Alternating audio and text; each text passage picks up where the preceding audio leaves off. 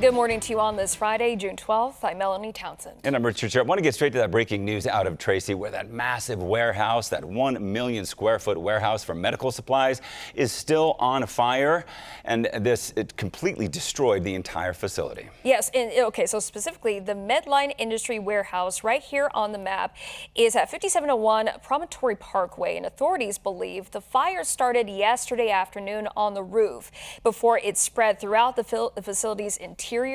And then the building sprinkler system failed, which led to this devastating fire right here. Now, last hour, we heard from the incident commander who explained all of the major challenges these firefighters have been up against in the last 24 hours. And this is why we want to get over to Fox 40's Bianca Ventura. She's live there on the scene right outside of this burning warehouse. Bianca, he explained a lot that happened. Let's go over some of the biggest details right now.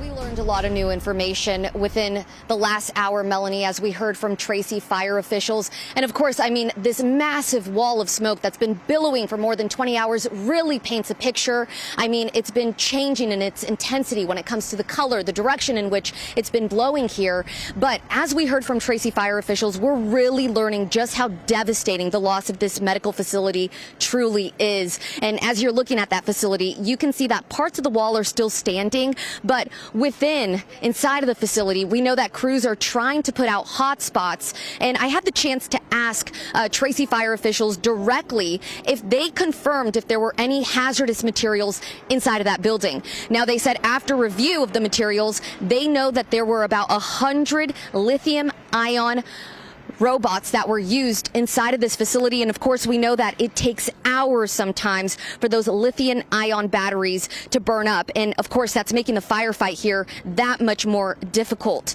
And we do want to take an aerial look at this plume of smoke.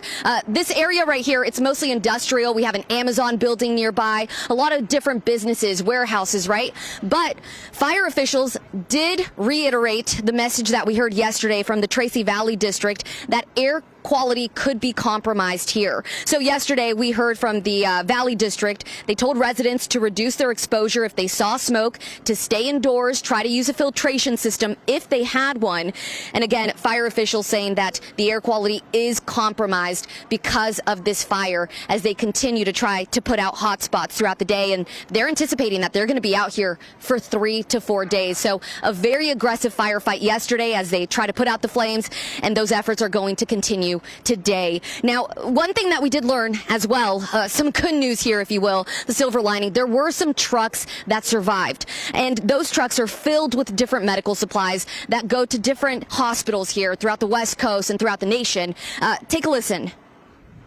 There were a lot of trucks that were not impeded with fire or affected in any way, and so we're going to devise a plan, if we can, and it's safe to do so, to be able to get those truck drivers in, to get all of that commodity that's still loaded in those trucks to area hospitals.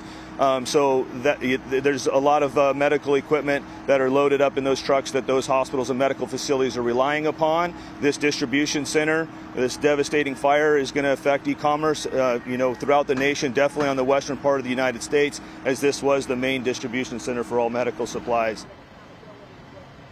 Yeah, so you really heard right there that there's going to be a ripple effect because of this fire here in Tracy, impacting potentially the rest of the nation here. Another thing that we did learn this morning, of course, there's a lot of questions when it comes to the fire system, the fire sprinklers, the different hydrants. We know that there is a sort of process that's conducted every year when it comes to those systems, every 5 years for those different systems. Now, Tracy Fire confirmed that they use a third party. They did review some records.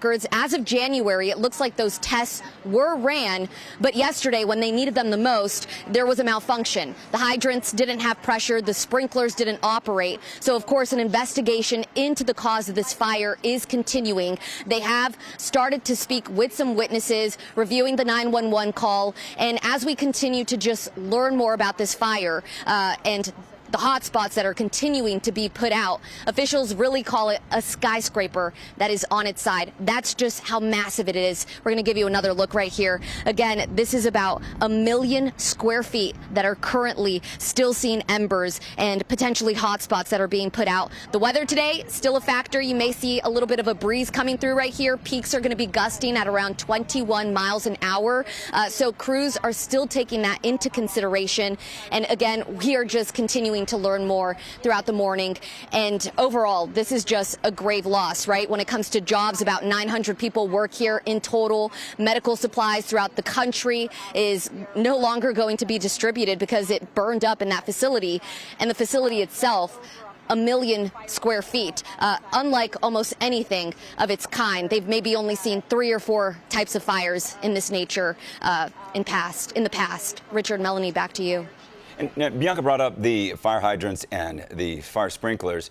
They say when the fire marshal got on scene, they went into the area where the water was turned off and something was malfunctioning. It wasn't on at all. And that's one of the big concerns. The water challenge was extreme right there. The closest fire hydrant that they could gain access to was 1,600 feet away. So that means they had to bring in 2 fire engines and connect the hoses together. On top of that, the embers from on top of that building 2.5 miles away were blown over to a FedEx facility that almost caught on fire and then started a grass fire. So not just isolated here, this is a widespread situation that we will continue to monitor. Bianca, thank you so much. We will continue to get more updates throughout the morning right there in Tracy.